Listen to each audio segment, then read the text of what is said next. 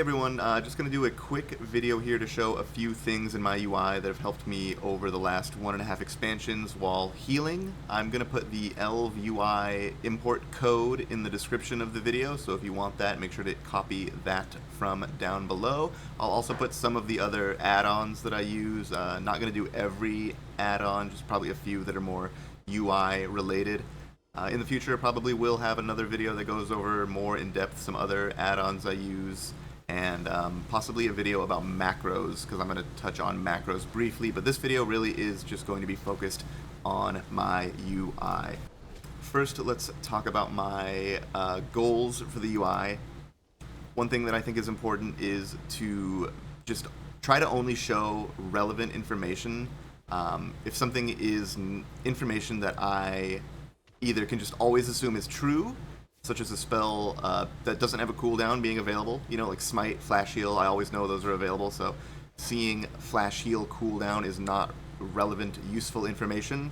I try to hide that sort of stuff and then maximize the amount of information I'm showing that is stuff that I can make decisions based on. So you'll see there are some exceptions to this rule, like I do have a renew shown right here as part of my UI, but like Schism, Mind Blast, Penance, Solace, Scream, Dominate Mind, Fade, all of these essentially have cooldowns. Holy Nova is shown for Rhapsody purposes, stacking it up to 20. Down here, you know, we have Rapture, Shadow Covenant, Dome, Power Infusion, my trinkets, my racials, some other potions and such. So I try to only show things that are relevant. You might be asking, where are your other spells? So this is part of the UI. This is one thing that I'm not the only person to do, but I love it. I have hidden bars. You can see down here, kind of the bottom left, there are 2 hidden bars, and these have not only some keybinds that are being duplicated up here just for kind of organizational purposes, but a lot of spells that don't have cooldowns are down here, or even spells where I don't really care if they're on cooldown, like Mind Vision, Levitate, Flash Heal is down here, all that sort of stuff. So it looks like I have fewer spells than I do, but a lot of them are just not shown, and that's going back to what I said about certain information just not needed to be shown. Like I always know I have Flash Heal, I always know I can levitate myself if I need to. Let's talk about unit frames next. Alright, my unit frames. I'm in a party here. We're going to use Corrin very briefly to show. Unit frames, I use mouse overhealing, which is why they're semi-big. I try to keep them somewhat centrally located, like I have them closer to the center of the screen as opposed to far off to the side, so I can mouse over quickly and keep my eye on the bars as well as my character as well as what's going on in front of me, so kind of minimizing the visual distance my eyes have to scan each time.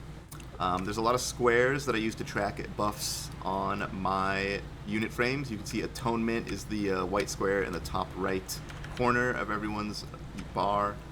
Renew is the green square. I have a tracker for Power Word Shield in the upper left. Pain Suppression shows up if I pain suppression people. You know, tracking shield is nice because I can make sure that, like, if I need to Rapture, I can see who does have a shield, who does not have a shield if it breaks fast. So that's kind of how my action bars work.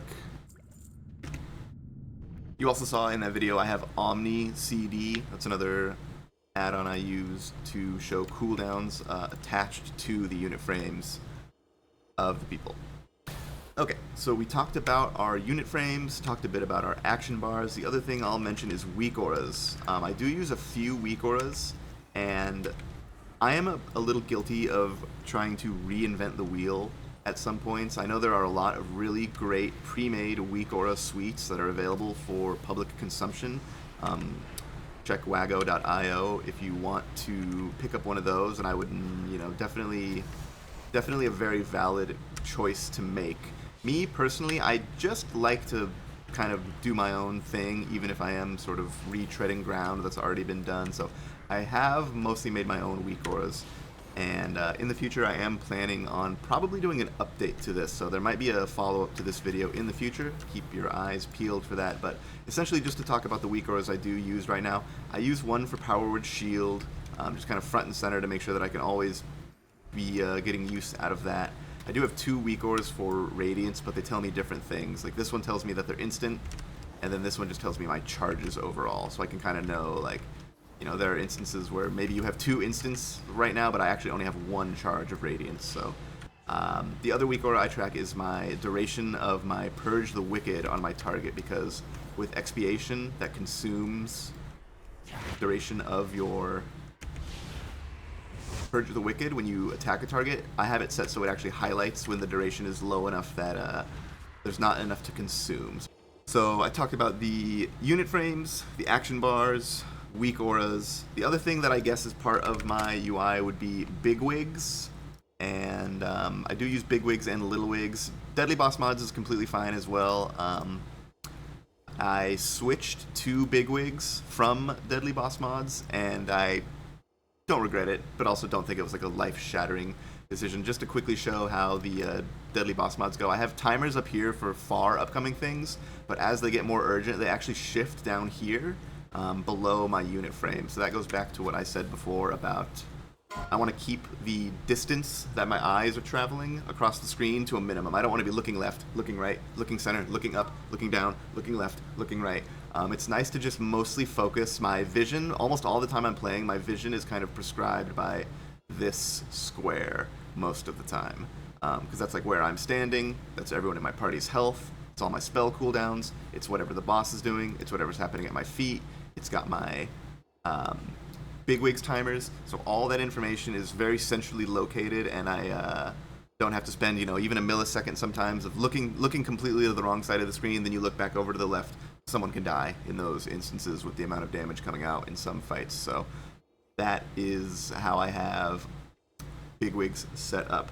I know some of you were interested in my PvP video, so I will just quickly show the if we were in an arena, we also have GladiusEX as another add-on. So I have those a little bit further off to the right, but still, you know, not over here where some add-ons might put them. It's pretty much still within that same square that we talked about. I could move it a little bit further in, but it starts to get cramped at a certain point. So I kind of feel like this is I tried to kind of do a mirror of where these were on the opposite side. So allies, enemies for PvP.